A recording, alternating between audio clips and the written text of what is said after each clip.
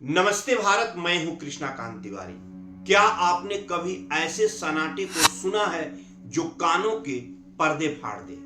क्या आपने कभी उन खंडहरों को देखा है जो रात के अंधेरे में अपनी बर्बादी का मातम मनाते हैं? आज मैं आपको किसी फिल्म की कहानी नहीं सुना रहा हूं। आज मैं आपको राजस्थान की उस मालवा गांव की हकीकत बताने आया हूं, जहां की मिट्टी में आज भी उन हिंदुओं के पद चिन्ह बाकी हैं जिन्हें रातों रात अपना घर, अपनी जड़ें और अपनी अस्मत छोड़कर भागना पड़े।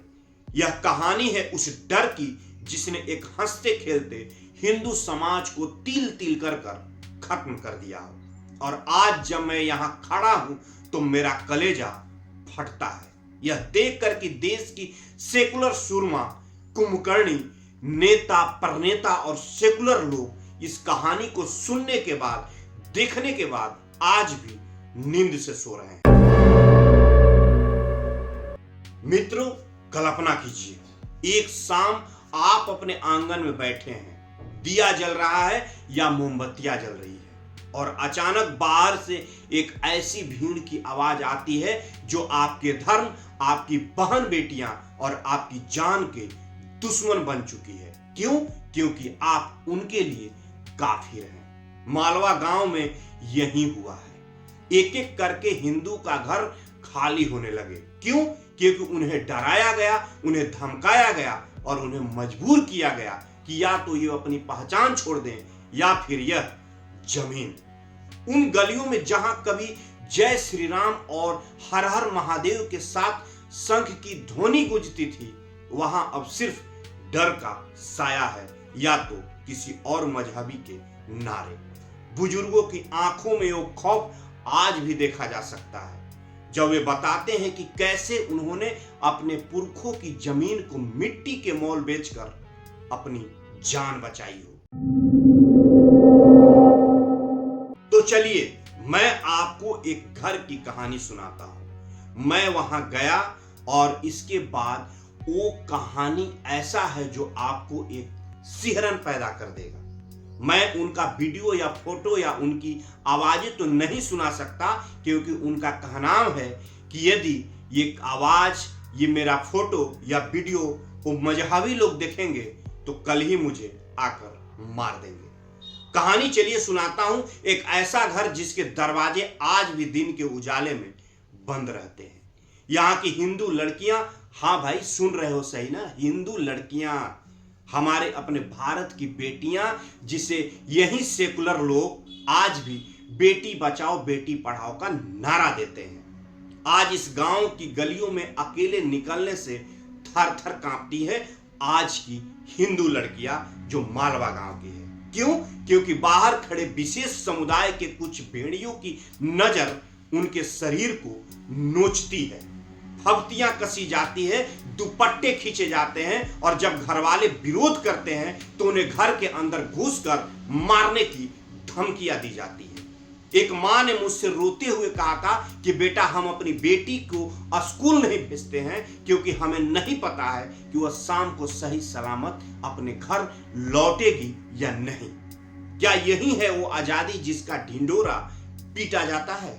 मालवा के उन घरों में आज भी चूल्हा जलता है तो उसमें लकड़ी नहीं, एक बाप की बेबसी और एक भाई का गुस्सा जलता है। सोचिए, ये भारत है, ये भारत की बेटियां हैं जहां रोज ये सेकुलर नेता इसी बेटियों के लिए टीवी पर आकर आंसू बहाते हैं।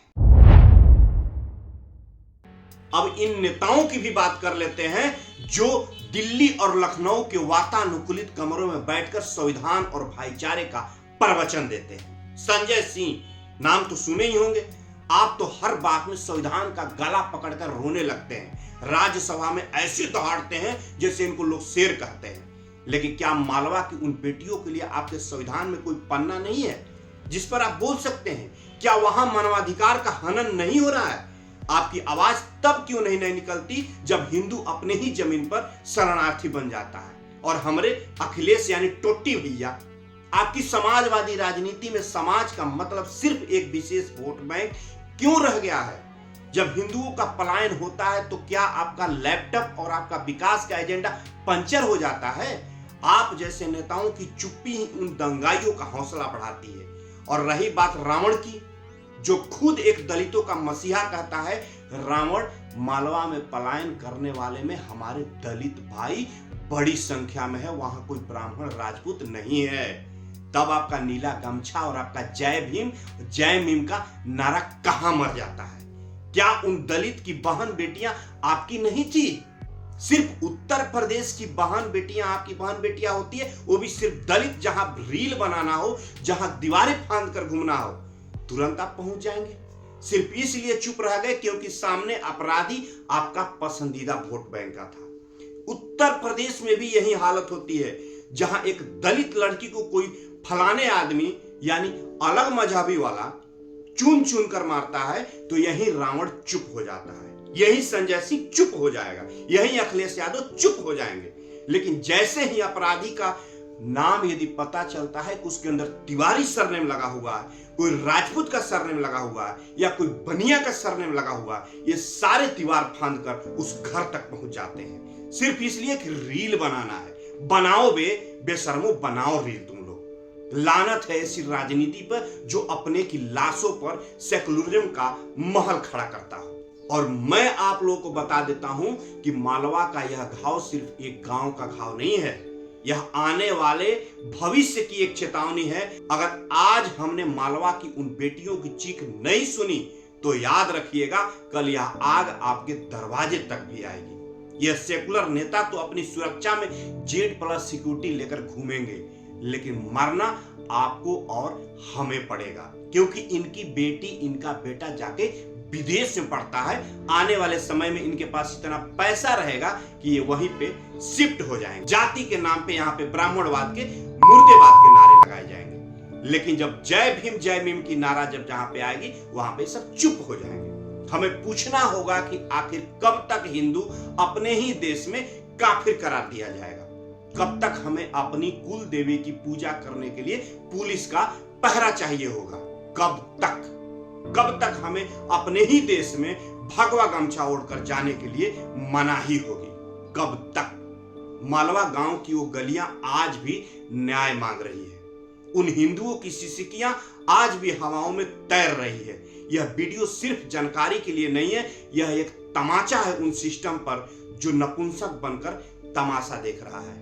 अगर आप में थोड़ा भी जमीर बाकी है तो इस सच को इतना फैलाइए कि उन सोए हुए नेताओं की कुर्सी हिल जाए। याद रखिए, इतिहास गवाह है, जो समाज अपने ऊपर होने वाले अन्याय को चुपचाप सहता है, वह नक्शे से मिटा दिया जाता है। जागिए इससे पहले कि बहुत देर हो जाए। जय श्री राम। भारत माता की जय।